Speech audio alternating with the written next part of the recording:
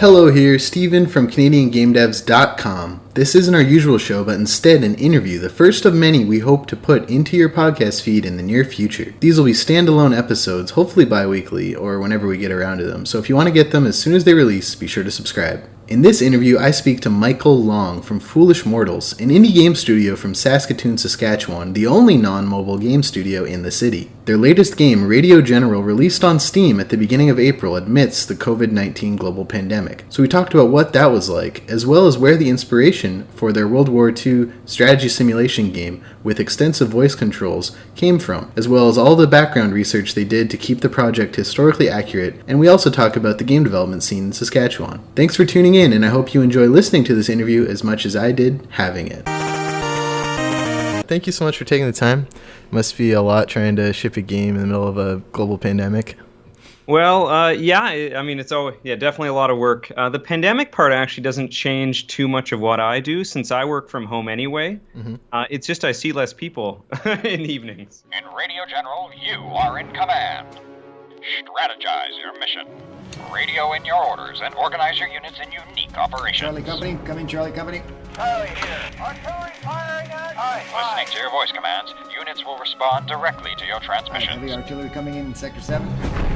As your men uncover new intel, keep track of their discoveries to strategize your maneuvers. Choose your forces carefully. Veteran units can become specialists. Finish the campaign? Why not design your own missions? Challenge others to a battle of wits and will. Lead your army to victory. The fate of the war is in your hands. Yeah, so my first question was, is the pandemic affecting launch of the game in any major way for you and the team? No, I would say no. Most of us work from home, so it's all right. GitHub and remote video chats are pretty good for coordinating and stuff like that. So no. However, we're going to see about if it affects sales, however. Mm-hmm. More people are playing games than ever. Like Steam is now topping like 20-some million players. But a lot of people's jobs are on shaky ground. So I'm not sure if people are spending more money during this time. They're certainly playing more games, but will they spend money? I don't know. I saw Radio General on the up-and-coming list on Steam, so that means you're on a lot of wish lists, right? Certainly some. I guess it's a good thing to be on that list for sure. I hope it's enough. So the team already worked remotely? You guys didn't have like a studio space or something? No, that's too expensive. Agreed. Have you been playing any good games while you're stuck at home? Sure. I recently been playing Slay the Spire quite a bit. That one's quite fun. Ooh, I love that one. Yeah, it's good you can just pick it up for a little bit, save whenever you want. Another really good game, a strategy game, Frostpunk, where you build a post-apocalyptic city in the Arctic. Very good. Might be a little too real right now, huh? Yeah, it's still winter here, so maybe it feels like home. I don't know. I have a question about the name. Where did Foolish Mortals come from? That was a joke between a few of my university friends. We made a short video game for a class, and we wanted the boss to chortle at them and say, "Foolish mortals." Mm-hmm. And we had quite the laugh recording that, so we thought it was pretty funny. So did a lot of the team meet in school then? Yes. Yeah. I got a master's degree at my university, and most of the people who helped me on this were lab mates. What school is that, in Saskatchewan? The University of Saskatchewan in Saskatoon. Nice. You say you're the only non-mobile game studio in Saskatoon. Absolutely. Are there other non-mobile game studios in the province of Saskatchewan? Yes. Yeah. There's a few. You can count them on one hand. Right. But yeah. How connected is the game development scene in Saskatoon and Saskatchewan, I guess, as a greater whole? Not very well connected. I also run a game design meetup once a month in the city. Only 4 or 5 people show up each month. Oh no. Regina's got a few more people. They got their own meetup. Definitely the province is lagging behind others. Mm-hmm. I think contributing to that is the provincial government only recently opened up a media grant program, whereas other provinces like BC, Ontario, and Quebec have had huge success with theirs for years now, and they're giving out tons of money. You often see many games with like Create BC logos on them, something like that. Though, luckily, you can also apply to federal funding, the Canada Media Fund. I did do that. Right. Yeah, we saw at the end of the credits there. It's CMF and Saskatchewan Creates is the. That's right. Okay, that's cool. So you were able to get some help from your provincial government and the federal government. That's right. Yeah, making video games is a very risky business. Yeah. I don't know why anyone does it. Because it's fun. So I wanted to ask, what's it like making games in a province who I think his biggest cultural export is probably corner gas? Do you think? Yeah. Do you feel? We do a lot of weed and potash, but yeah. Oh, okay. As far as cultural exports, though, do you feel like there's room for Foolish Mortals and this upcoming game to be a bigger thing coming out of the province? Well, I certainly hope so. But I'm afraid my game is probably a bit too niche to be like a smash hit. Strategy games are a tough sell already, and especially one that's really hard to play like this one. But it's got a unique idea. But as for, I think hopefully it does well enough to continue at least. I'd like to continue making video games after this, but we'll see. We played it on Twitch this week, and we were really surprised with it. I don't know what we were expecting, but we both had a lot of fun. So yeah, thanks for giving us the opportunity to play it. Oh, no problem. Glad you liked it. Yeah. Nobody knows what to expect. It's quite different. So we have a couple questions about the game specifically. Where did the inspiration for the game come from? Sure. So a lot of these military simulators, they all tout realism, like Arma 3 and stuff like that. Not necessarily World War II, but they all tout realism as one of their big selling features.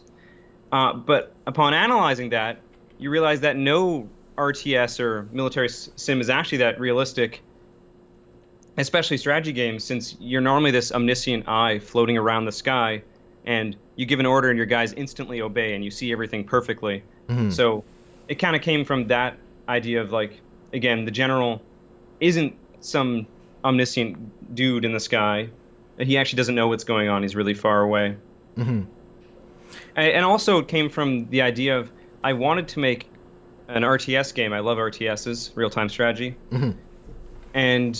But I'm really bad at art. I'm good at programming, but I'm bad at art. So how could I make an RTS with as little art as possible? Well, the answer is hide everything from the player. Right. The only things moving are, I'm guessing, little 3D objects that didn't take as much time as animating like a little squadron on a map. Oh, that's right. Yeah, the animations and much better models in like StarCraft 2 would take way too many resources to make. How much research went into each battle in the game? So I actually read 6 textbooks. Oh, wow. On Canada's involvement in the war. And before that, I'd been more of like an amateur history fan. I played a lot of war games, watched a lot of war movies, war buff. And then I also hired on a historian to help me to get all those historical documents. And so we both, me and the historian and I, we both would research a battle, write a few paragraphs about it, and then compare notes to see what lined up with what we found. And that's how we did it. Cool. To that end, what are some of your favorite World War movies that might have inspired this game? Well, obviously Saving Private Ryan. That one's pretty good. Operation Market Garden. No, it's called A Bridge Too Far, the one of Sean Connery. That one's pretty awesome. Sadly, we couldn't get that into the game, but maybe that'll be a DLC or something. Okay, future battles. Yeah. What was the biggest hurdle in development of Radio Generals for your team? Definitely the speech recognition. I was gonna say that it worked so well. I was surprised just holding space. So it worked better than Siri on my phone. Oh, really? Well, that's awesome. Or at least my experience with Siri. But I would it never missed what I was saying. I was really impressed with that. Well, you must have a good microphone then. Yeah, I'm using a Yeti microphone. Yeah, that is a huge challenge getting that. It was a journey to get it working as well as it does, and I'm glad to hear it worked for you. But for a lot of people, it doesn't work all that well. Thing is, if you have a bad microphone, you often don't hear the results of the bad microphone yourself, and so then you blame the game. But the game can't do anything. The game can only use what you're giving it. So if you're using a bad microphone, there's nothing I can do about that. Mm-hmm. So how did the team tackle that challenge, or you just came to the realization that it's dependent on the player's mic? Well, well, making it work was a journey. So we used an open source library for this, and out of the can, it was just atrociously bad. Oh no. It only detected like half the words. So we ended up making our own dictionary where we list what words the program should look for. That narrowed it down a little bit. And then we also decided to train it on an open data set. Mozilla offers thousands of voice clips for free online, so you can train it on those. And then the last step was to record people playing the game and then train the model on those recordings that we got from other people playing the game again. Huh. That's pretty cool. How many people playing did you have to get to tune it? We didn't do the biggest sample. It was about 12 people playing for several hours. Okay. And however, that was a bit tricky. So we'd record every time they'd push spacebar to record. We'd record a voice clip, and then we'd label it, make the file name be whatever the computer thought it was, what they were saying. So like Able moved to Delta 3 or something. But since we were still, it was still pretty bad at that point. We were training it. We actually had to have a human then go over each voice file, listen to it, and then write the correctly label what was actually being said. And then once we knew the answer to what was actually being said in that voice clip, we could then train the program on that since we know the answers. That sounds like a lot of work. Yeah, it was. Oh man, does the what's outside the tent change for every battle? We couldn't we missed it the first one, and then the second one we thought it changed. Is it like the outside is supposed to match where the battle's taking place? That's right. Yeah, we have about 5 outdoor scenes depending on if you're in England, France, or Italy, or on the beach. Yeah. Oh, that's awesome. We also watched the credits and we saw that you're listed as like 7 different things. What's it like working on a team wearing so many different hats? Do you have like a strategy to like stay focused on one task for a little bit, or do you jump from thing to thing? Oh, that's tough. I use Trello to basically, do you know what that is? It's like task management. That's right. Yeah, you put these little sticky notes up, and basically each day you write out 5 or 6 and say, okay, I'm going to try to tackle these. And you order them in priority generally. And then when you do them, you find out, oh no, this one task I thought of like, localize it into French, turned into 5 different tasks because I need to change the text width of a bunch of buttons, add accents to the fonts, and so you add a bunch more sticky notes after you find one that splits off into a bunch. But yeah, it's really tough. You have to be really focused and dedicated to keep going, because there's just a mountain of work ahead of you. I still have, even though the game's being released soon, I still have like 100 minor bug fixes and features I'd love to add, but we're not going to get through all of them. That language thing I didn't consider. When you get CMF funding, the game has to support French, does it not? I'm actually not sure on that. We were planning to support French from the beginning, so I'm not sure.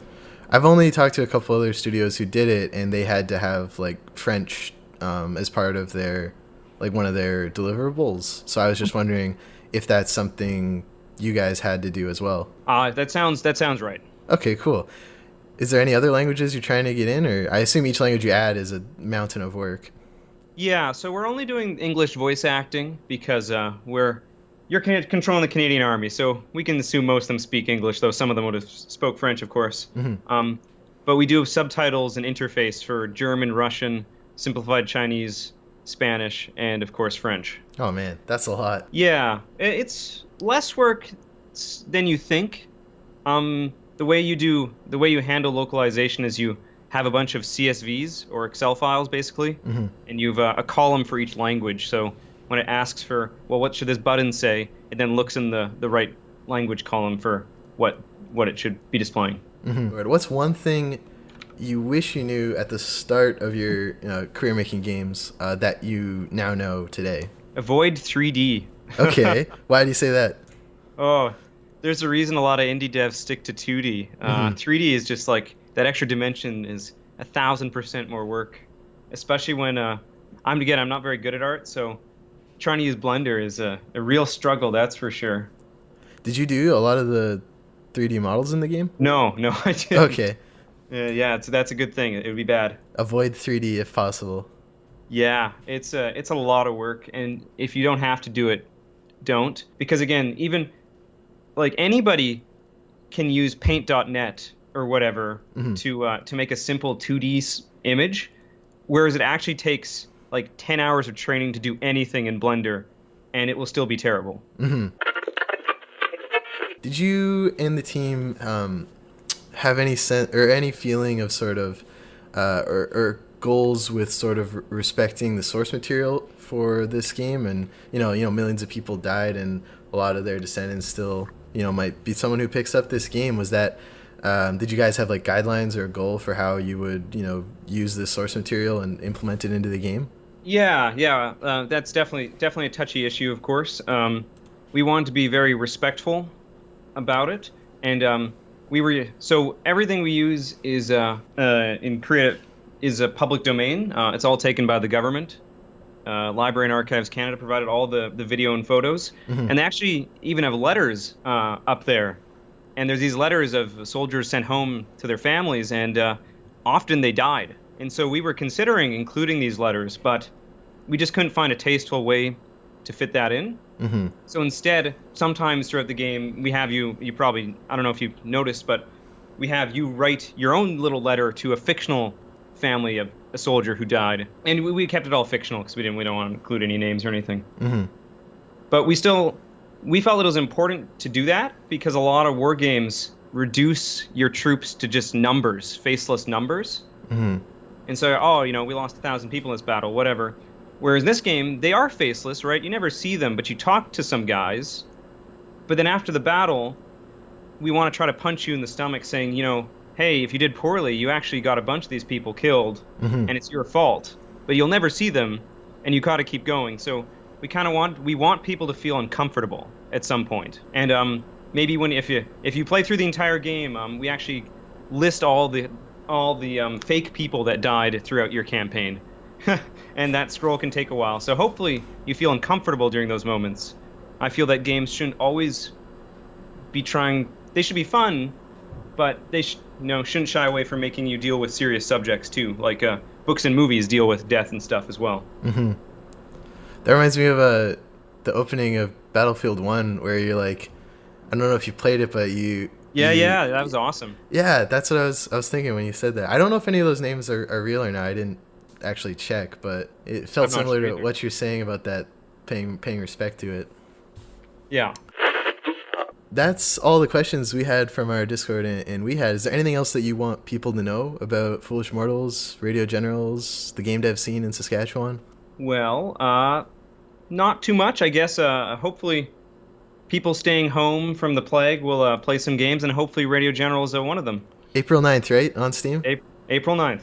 Excellent. Cool. Yeah, thank you so much for your time, Michael. We had a lot of fun with the game, and we'll do an article when we put the interview up and when the game launches. Oh, perfect. Thanks so much. Good talking to you. Yeah, you too. Thanks for covering the Canadian game dev scene. It's good stuff. Yeah, we're having a lot of fun with it. It's a lot more time to work on it now that we're all stuck at home, so. All right, see you later. See ya.